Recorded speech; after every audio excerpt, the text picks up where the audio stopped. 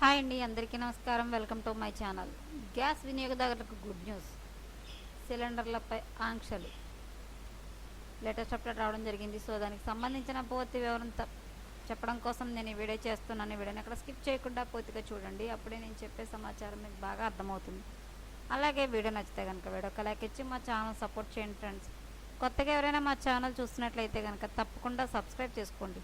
అప్పుడే నేను పట్టే మరిన్ని అప్డేట్స్ అన్నీ నోటిఫికేషన్కి అయితే వస్తాయి. అలాగే వీడియోని లైక్ చేయడం వల్ల వీడియో కొంతమందికి రీచ్ అయ్యి ఇన్ఫర్మేషన్ మరికొంతమందికి అయితే రీచ్ అవుతుంది. సో లేట్ చేయకుండా వివరాలు ఏంటో చూద్దాం.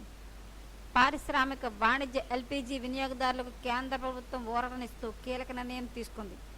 గృహేతర ప్యాక్ ఎల్పీజీ సరఫరాపై ఉన్న అన్ని రకాల రంగాల వారి ఆంక్షలను గురువారం ఎత్తివేసింది. పశ్చిమాసియా సంక్షోభానికి ముందు ఉన్న స్థాయిలోనే సరఫరాలను పునరుద్ధరించింది. మరోవైపు సంక్షోభం ప్రారంభంలో నిలిపివేసిన బల్క్ ఎల్పీజీ సరఫరాపై కూడా 50% మేర సడలింపులు ఇచ్చింది. దీంతో వాణిజ్య పారిశ్రామిక వినియోగదారులకు పెద్ద ఉపశమనం లభించనుంది. పశ్చిమాసియా సంక్షోభ సమయంలో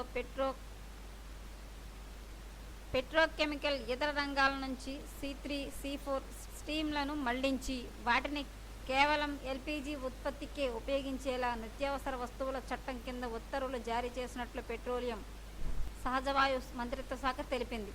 ప్రస్తుతం దేశీయంగా ఎల్పీజీ ఉత్పత్తి మెరుగుపడడం, అలాగే దిగుమతి చేసుకుని ఎల్పీజీ కార్గోల లభ్యత పెరగడాన్ని పరిగణనలోకి తీసుకున్న కేంద్రం ఎల్పీజీ ఫుల్కు C3, C4 స్ట్రీమ్ల మళ్లింపును తగ్గించాలని నిర్ణయించింది.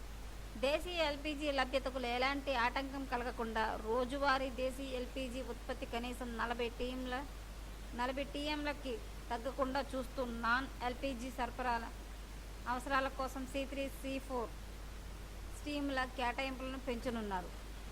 ఎల్పీజీ గ్యాస్ సంబంధించి అయితే కనుక ప్రభుత్వం అయితే వీళ్ళకి నిర్ణయం అయితే తీసుకుందండి. సరఫరాలో ఉన్న ఆంక్షలను అయితే ఎత్తివేయడం జరిగింది. సో ఎప్పటికప్పుడు మరిన్ని అప్డేట్స్ కోసం మా ఛానల్ తప్పకుండా సబ్స్క్రైబ్ చేసుకోండి. Thanks for watching.